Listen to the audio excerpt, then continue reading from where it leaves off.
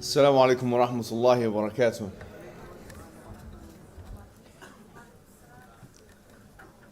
Let's get started straight away by saying that Islam is categorically for women's rights. There's no doubt about that. Just as Islam is categorically for human rights, and just like Islam is categorically for human beings giving God his rights as well. And just like Islam is for animal rights. And anyone who denies those realities is denying a part of Islam. Because the ayat and the ahadith that have come about this matter are too plentiful to be disregarded. For example, Allah subhanahu wa ta'ala says, فَاسْتَجَابَ لَهُمْ رَبُّهُمْ أني لا أضيع عمل عامل منكم من ذكر أو أنثى بعضكم من بعض. That Allah subhanahu wa ta'ala replied to them and he said that I will not let to waste any deed of a doer, whether they be male or female, and both of them are from one another. Allah subhanahu wa ta'ala, he says, يَسْتَفْتُونَكَ فِي النِّسَاءِ. They ask you about women. Nisa. قُلِ اللَّهُ يُفْتِيكُمْ فِيهِنَّ. Say Allah will tell you about them. And in that ayah, he describes giving the rights to yatama nisa, the ones who are orphan girls in particular. And the emphasis on female orphans in the Quran, I would argue, is more than any other ancient religious text. The Prophet Muhammad sallallahu alayhi wa sallam, he said in a hadith narrated by Aisha radiallahu anha that إِنَّمَا النِّسَاءُ شِقَائِقُ الرِّجَالِ, that certainly men are equal to women. But it's this equality that we're going to contest and talk about today. Because what equality did the Prophet Muhammad sallallahu alayhi wa sallam mean here? The hadith itself was referring to wudu. And Aisha was asking the Prophet Muhammad sallallahu alayhi wa sallam, is it the same for men as it is for women? And so he replied with this phrase, that إِنَّمَا النِّسَاءُ شِقَائِقُ الرِّجَالِ, that certainly men are equal to women, i.e. in front of the law. In front of the Islamic law, men are equal to women, so long as there is not an indicator, or what you refer to in Arabic as a qarina, to indicate otherwise. And most of Sharia, or most of the Quran, the ahkam of the Quran Sunnah, are very much for both sexes. The Prophet Muhammad sallallahu alaihi wasallam, on many different occasions, he told men and women, "Istawsamu bin nisa'i khayra," that be good to women. In fact, in his final speech in Arafah, he made this a point of emphasis. Just as he made racism a point of emphasis, and how we should avoid this as well. So there is no doubt in anyone's mind, and there cannot be a disputation, that Islam is pro-women's rights. But the question remains, is the phrase women's rights synonymous with the phrase feminism? That question requires some kind of a historical investigation, which we will go through today. You see, feminism as a phrase originated in the late 1800s. It appeared in some French texts, some medical texts and other texts. It was not regarded as a term referencing women's rights in particular. In fact, it was seen as a derogatory term, a term to label women as fanatics of some sort. It was only seen in a scholastic sense after the 60s or 70s. And if you go on, for example, Google Ngram, it's a really interesting tool. You write the word feminism, you'll find that the word really wasn't being used up until the 60s, 70s to refer to women's rights activism. Is this to suggest that for all of human history, that women were not, when men and women were not asking for their rights or for women's rights? Of course not.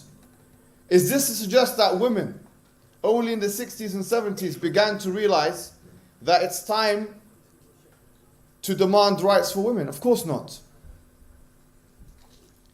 So the point is this, is that feminism now is a political philosophy. It is a political philosophy. If you go into a university, they have gender studies. They have political philosophy courses. It's an ideology. It has its own scholastic tradition. And when someone says, I am a feminist, they are associating themselves with that scholastic tradition, with that framework.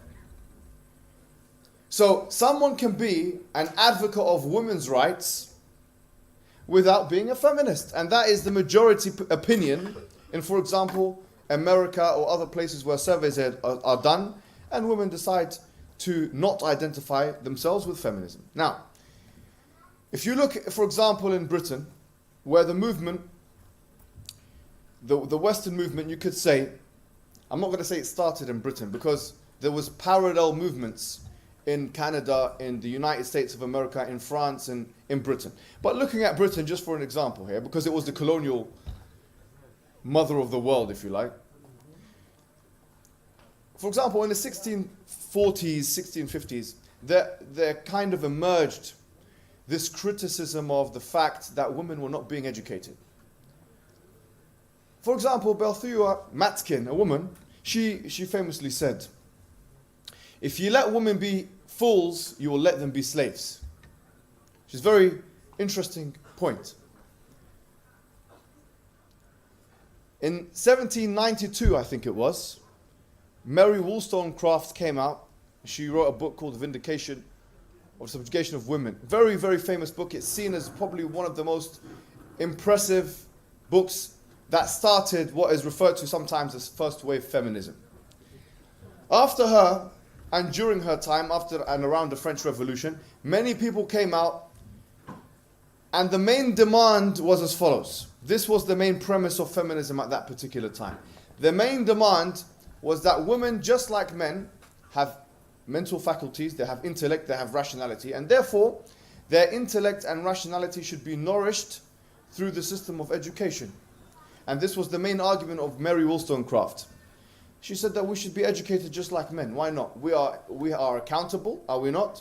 We're intelligent, are we not? We have intellect, do we not have that? So the argument was a very clear argument, a very simple argument, and that's why it was a very true argument. And not many people in history really would go against the premise of those arguments. Or I should say, not many people today, even. Because in the Dark Ages in Europe, you had serious problems when it related, for example, to women's education. So, the main point is, this moved on to what you call universal suffrage.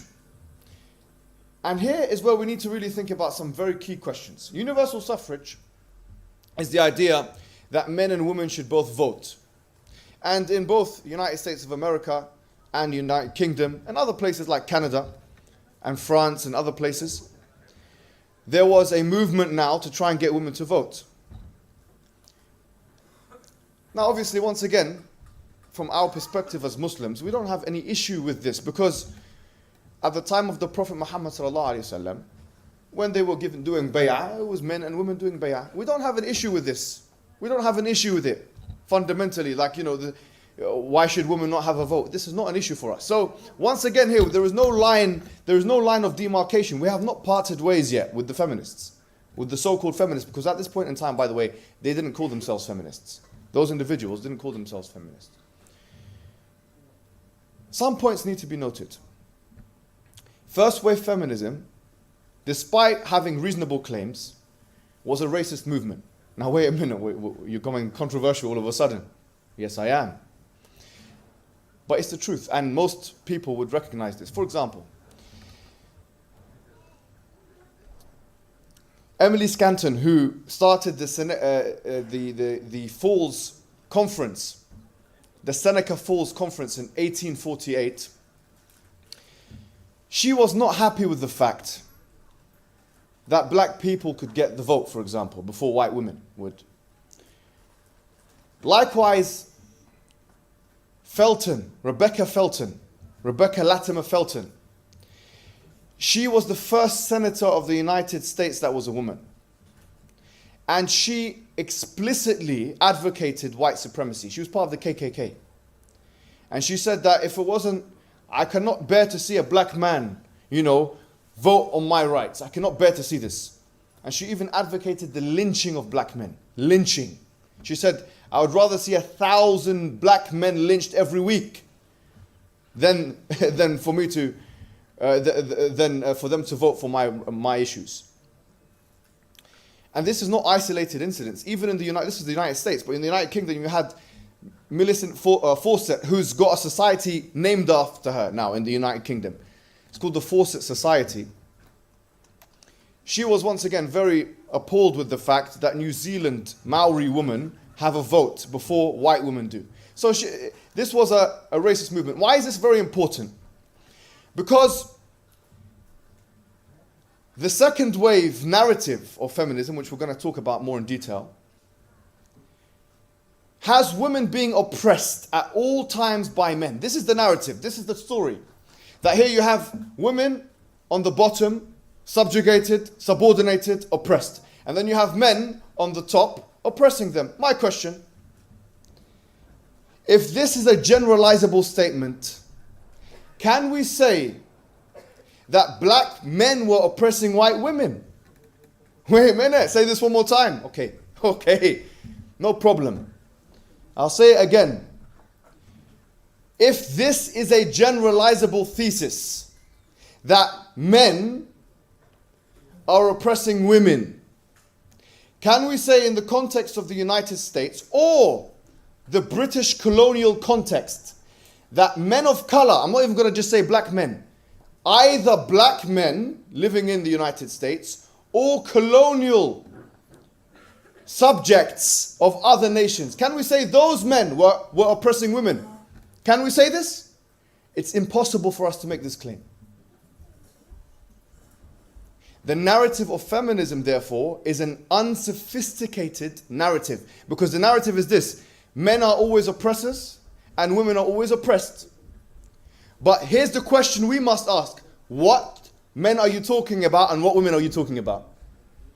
And what time are you talking about? Because each time has its own context. This is our point of separation. That we say that actually the narrative, the story, the myth that men throughout all of history have been attacking and oppressing vulnerable women has some truth in it, but it is not true absolutely. We also find the opposite being the case. Do you think that Rebecca Felton, the first senator of the United States, if she had her way, that there would not have been an oppression against black men in the United States of America? So here, this is very important. We cannot say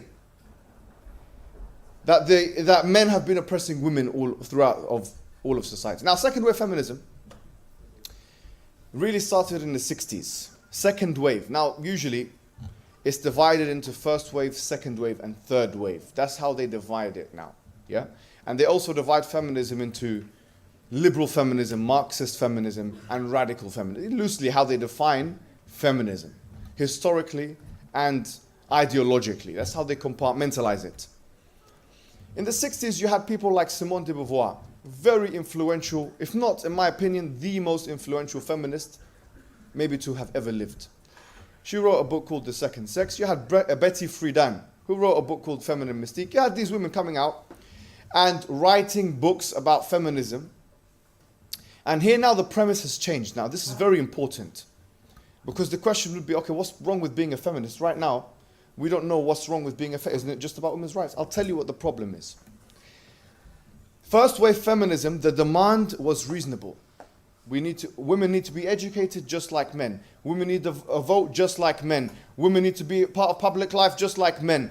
All of these were very reasonable demands, which were premised on a very reasonable, intelligible, coherent premise, which is that, look, Men are accountable, women are accountable. Men are rational, women are rational. Women are rational. Men are intelligent, women are intelligent. Therefore, they should have the ability to nourish their faculties. That is a coherent premise. In the second wave, you had completely different premise. The premise changed. You had a theory now which was saying that men and women, yes, they are different. This is what Simone de Beauvoir said in her book. She mentions it in her book. The second section has a whole chapter called Biology.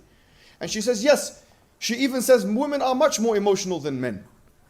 They cry, this, that, they're weaker, men will beat a woman in a fight. She said this, and she's the most influential feminist of all time, the mother of feminism. And she says, yes, men are stronger and women are weaker and these things. We know this. We're not ignorant. She says, we know this.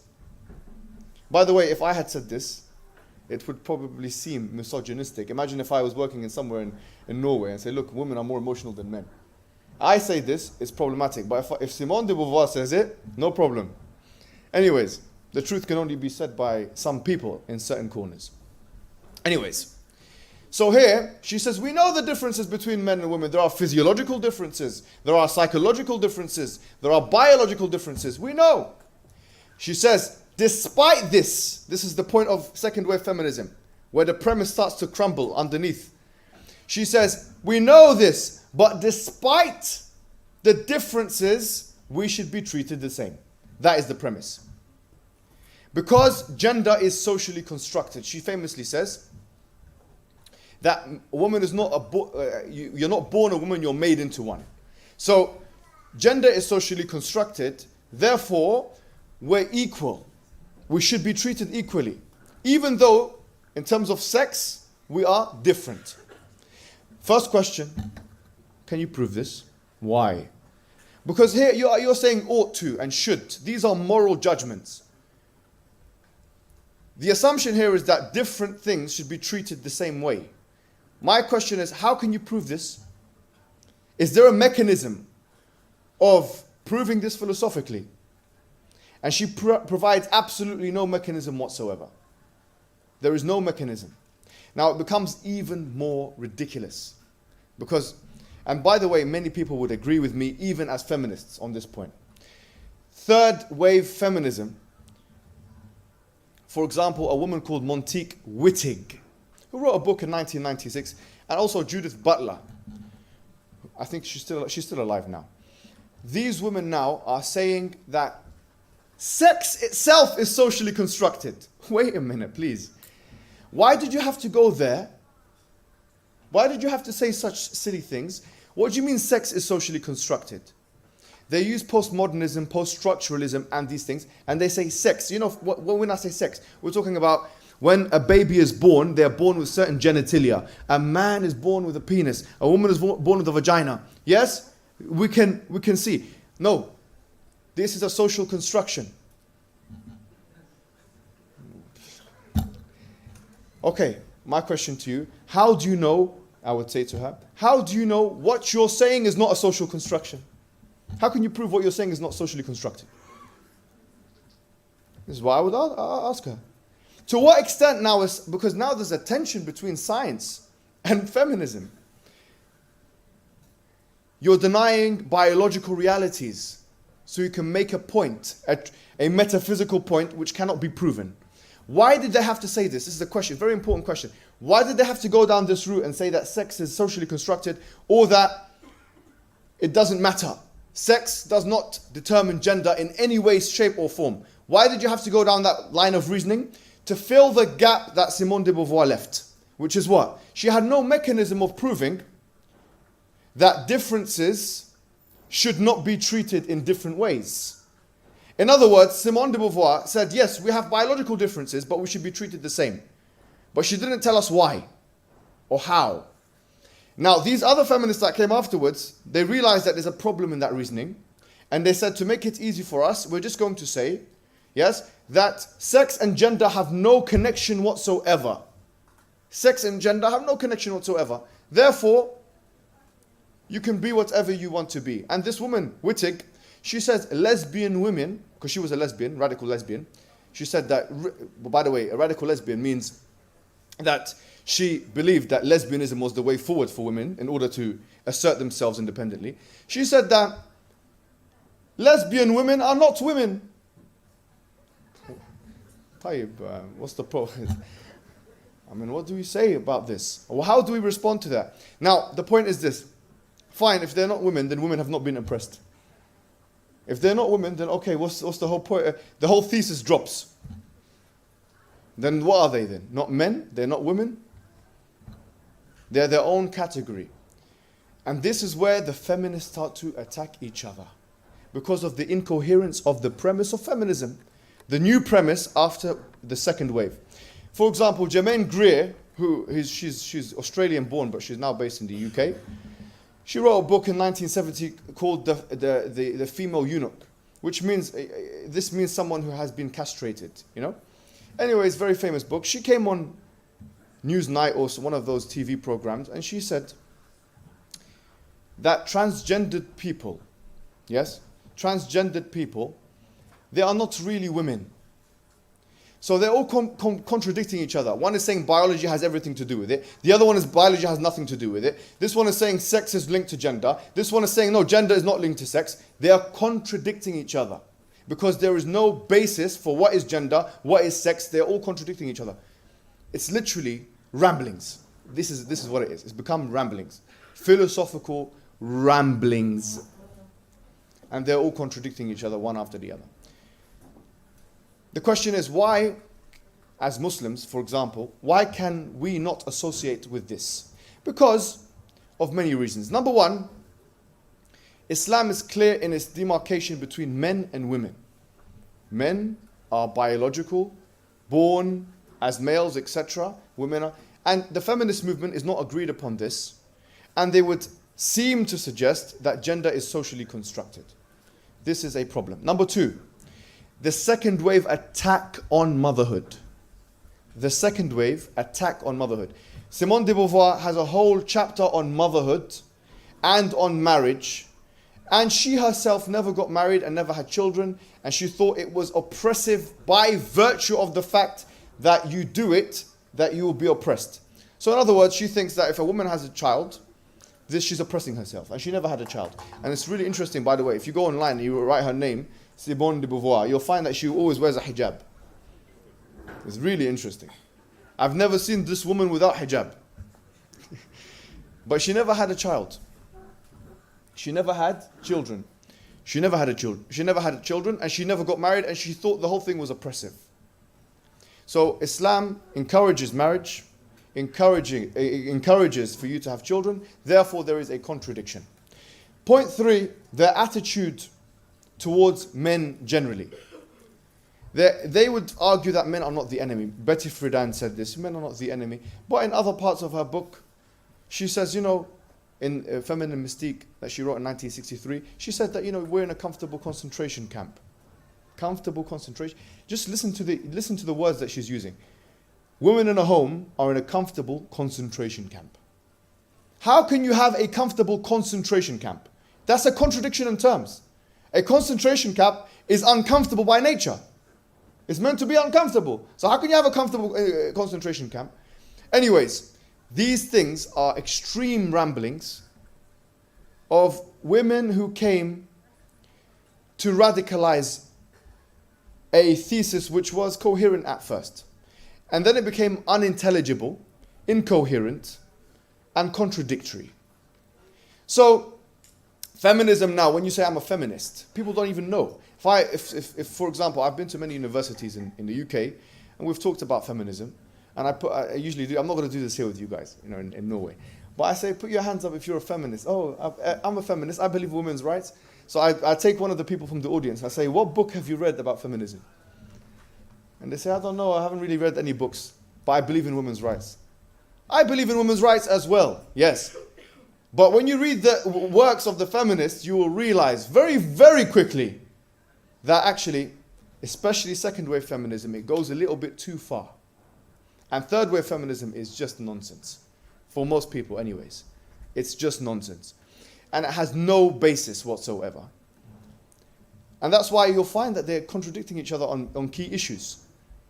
On transgenders, on, for example, what do we do about the objectification of women, pornography.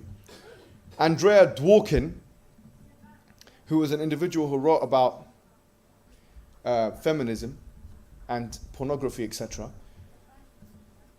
She talked about, for example, there's no difference, and this is, once again, I'll have to check if I read this correctly, between consensual sex and rape. If a woman has sex with a man consensually, and if he rapes her. So we might as well, as men, we might as well, according to her theory, forget this whole thing of rape, let's just do what we need to do. What nonsense is this? I mean, if you really read what they say, you cannot identify with their statements if you are a rational, honest person with sincerity. If it was a matter of women's rights, and women need to be educated just like men, women need to be given rights just like men. We know in the 1800s in this country that you had certain acts put into place. For example, you had the Infant Custody Act. You had, not in this country, in the UK. You had the Infant Custody Act. You had, the Married Women's Property Act.